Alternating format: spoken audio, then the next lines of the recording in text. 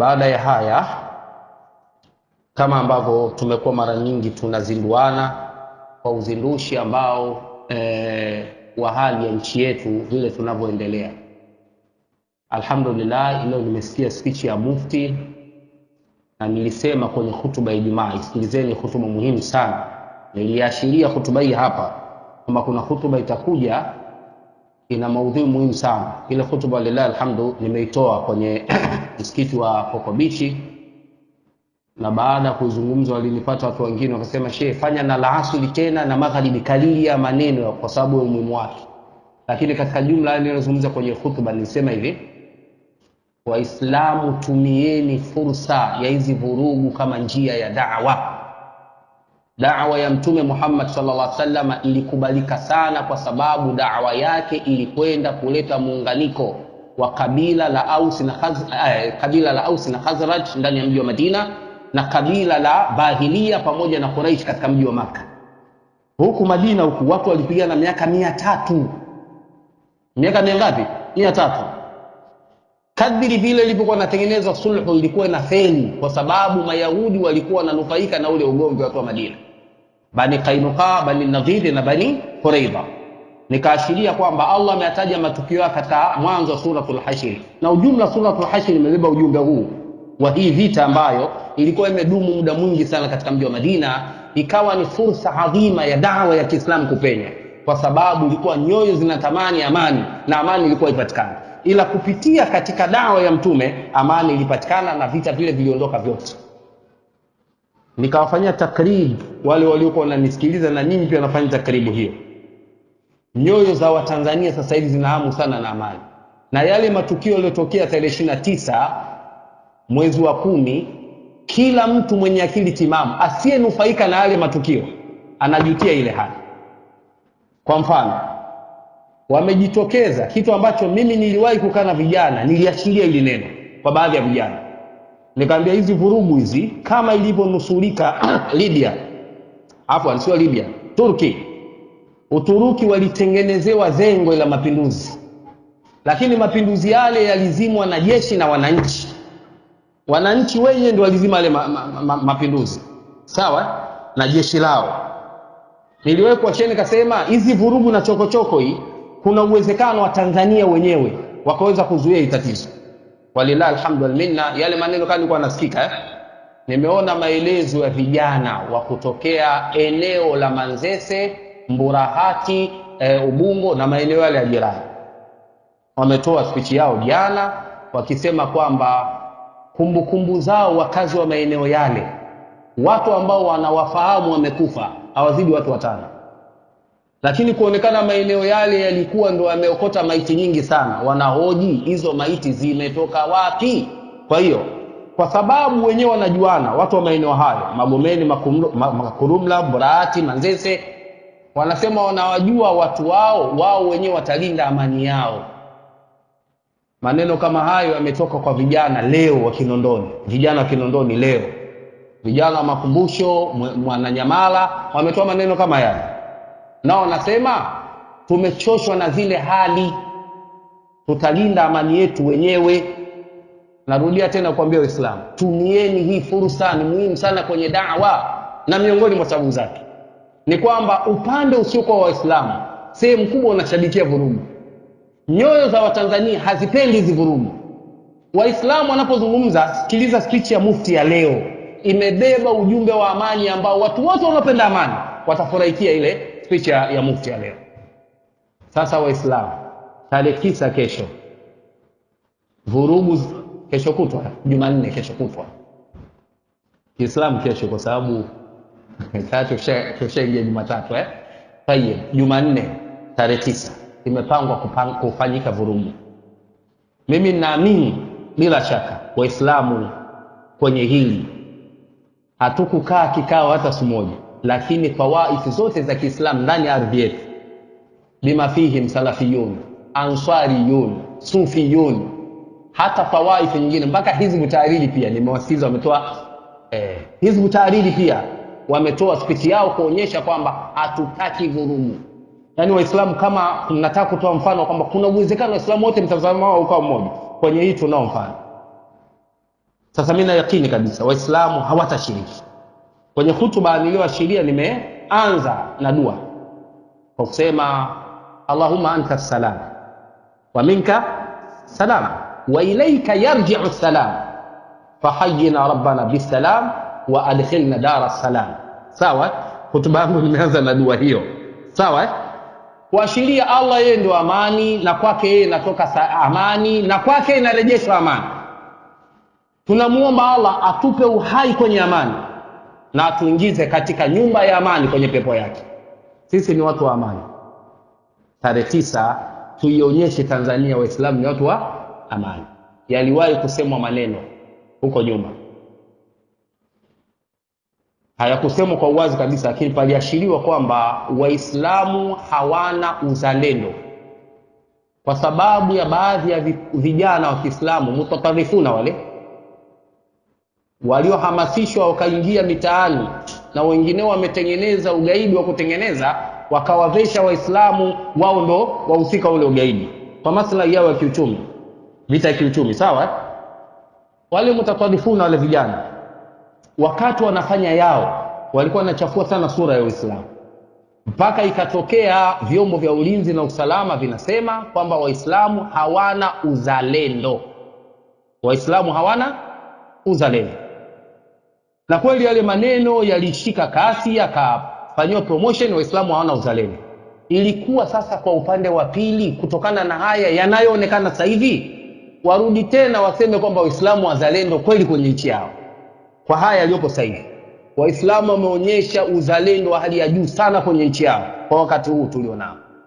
Na naomba niseme kitu, tumefanya jitihada kubwa sana kuwatuliza wale vijana kwa ule ukhawariji waliokuwa nao. Jitihada hizi ziligharimu hata heshima zetu, mpaka tukatuhumiwa kwamba sisi ni mashehe ubwabwa na maneno kama haya. Sawa? Walilahi alhamdu wal minna, lile jambo tuliweza kulizuia kiasi kikubwa sana, na watu wanaofuatilia wanajua hivyo. Sawa? Sasa jamani, vijana wetu wa Kiislamu wamepoa, msiwaamshe tena.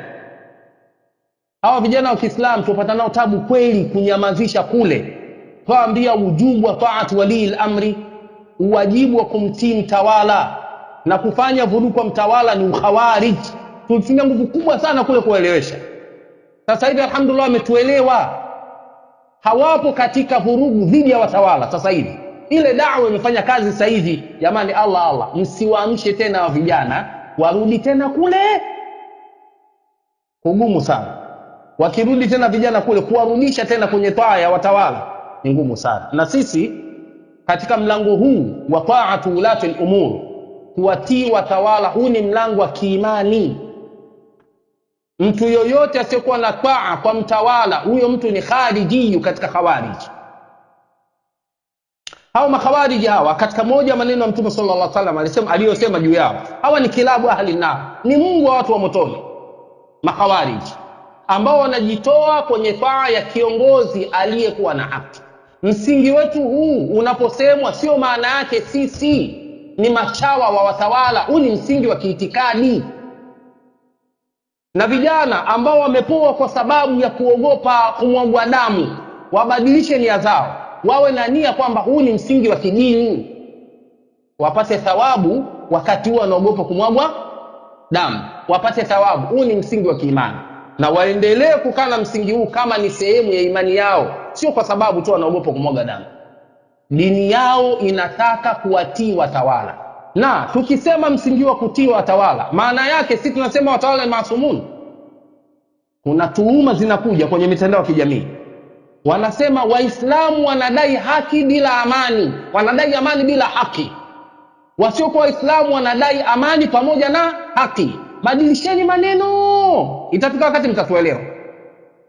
Sisi hatudai amani pasina haki, lakini tunadai amani ndani ya haki. Mnapotutumu kwamba sisi tunadai, mnaposema kwamba upande wa pili unadai amani na haki, hamdai haki. Mna interest zenu kwenye hii kadhia, kwa sababu kweli usiopingika, hakuna kilichobadilika kwenye maisha ya Mtanzania. Kilichobadilika ni hizi fujo tu, lakini maisha ya Mtanzania ni yale yale. wafanya biashara TRA ni wale wale, watu wa mikopo, wanafunzi, bodi ya mikopo ni ile ile. Hakuna kilichobadilika katika uhalisia wa maisha kila siku wa Mtanzania. Kilichobadilika ni hizi fujo tu. Kwa mkidai kwamba eti kuna haki fulani imedhulumiwa ndio maana mnaleta fujo, imedhulumiwa lini hiyo haki? Hiyo dhuluma ya haki imeanza lini? Kama ni malalamiko wa Tanzania yapo vile vile. Kuna watu wanakwenda hospitalini, wanazungushwa, hawapati huduma za afya kwa wakati. Maisha yapo vile vile. Kuna wanafunzi wanalalamikia mikopo katika bodi za mikopo. Maisha yapo vile vile. Hakuna kitu kilichotokea mpaka watu wanaenda kumwagana damu kama hivi inapotokea. Kilichotokea ni kwamba kuna mipango ya watu waliotaka kufikia kwenye malengo yao ndio wakaleta vurugu kama hizi. Hawa watu wenye mamlaka tunaendelea kuwanasihi taratibu, billati hiya ahsan, kwamba jamani, angalieni, tunamuona waziri mkuu walilahi alhamdu wal minna, kuna watu wana kesi za kubaka huko amesimamia, tumeona. Lakini kuna watu wana kesi za kuzungusha katika nini, amesimamia. Tabaka hili la katikati hili la watendaji wa serikali la katikati, hili ndo ambalo linatengeneza chuki baina ya watawala na watawaliwa. Kwa hiyo watawala wadili zaidi na hii tabaka la katikati hili ambalo Watanzania wanachukia serikali yao kwa sababu ya nani? Hao watendaji wa katikati. Wanyosheni hao watu wa katikati ili watu wapate faraja kwenye maisha yao ya kawaida. Kwa hiyo wale ambao wanatengeneza picha kuonyesha kuna kitu kipya kilichoharibiwa sana, hakuna kipya. Maisha ya Tanzania ni yale yale. Nyinyi mna malengo yenu mlitaka kuyafanya kwenye kipindi hiki, mkatengeneza sura ya kuhalalisha kwa sababu ya hicho mnachokidai, mnasema haki. Hakuna dhulma mpya iliyotokea. Kama ni malalamiko ya Tanzania ni yale yale. Kwa hiyo naomba kwa membari hii ya Darul Hadithi Ununio tuseme kwamba tumetumia nguvu kubwa kuwatuliza vijana wa Kiislamu kujua msingi wa kiimani ya wujubu taati ulati al-umur, wajibu wa kuwatii watawala. Tukiwatii watawala hatusemi ni maasumuna, wakosei, wanakosea. Hawa waliopo, waliopita na hata wajao pia watakosea. Sisi tunasema tunawaunga mkono pale wanapopatia, tunawaunga mkono wanapopatia. Sehemu wanazokosea tunafanya nasaha billati hiya ahsan, lakini sio kwenda kuharibu mali za Watanzania, kuharibu miundombinu ya Watanzania na ambayo inaleta maendeleo ambayo imetumika gharama kubwa kwa ajili ya kuiandaa na kwa maslahi ya watu ambao wapo kwenye mitandao ya kijamii. Hatujaona kwa macho, tunaona tu picha zao, alafu wao wanaendelea na maisha yao mazuri kama ilivyo, na wanatudanganya kwamba eti kwa vurugu hizi wanaweza wakaondoa utawala. Huo utawala utakuwa utawala mabua, unaondoka vuruga maisha. Hakuna utawala unaweza kuondoka nani. Mnachosababisha ni kwamba watawala watatumia nguvu zao zilizokuwa nazo za majeshi na nini ili kudhibiti kuto kupinduliwa. Wakati huo watakuwa wameua watu wengi. Na sisi katika misingi ya kuondosha munkar, sharti lake usizalishe munkar mwingine mkubwa zaidi. Kwa hiyo tunakubaliana kuna mapungufu. Sisi tunasema pia mapungufu yapo. Lakini tunahitilafiana kwenye njia za kuondosha. Nyinyi mnataka kuondosha munkar kwa kuzalisha munkar mwingine mkubwa zaidi. Mnataka kuondosha uovu kwa kuzalisha uovu mwingine mkubwa zaidi. Sisi tuna udhibiti wa kuondosha uovu. Yaani uovu ukiondoshwa kwa kuzalisha uovu mwingine mkubwa zaidi, wakati huo ni haramu kuondosha huo uovu. Bora ubakie uovu mdogo. Msingi huu nyinyi hamna, ndio maana mnaona kwamba hii haki mnaodai hata kama itatokea kumwaga damu. Sasa kama kumwaga damu, hiyo haki atapata nani?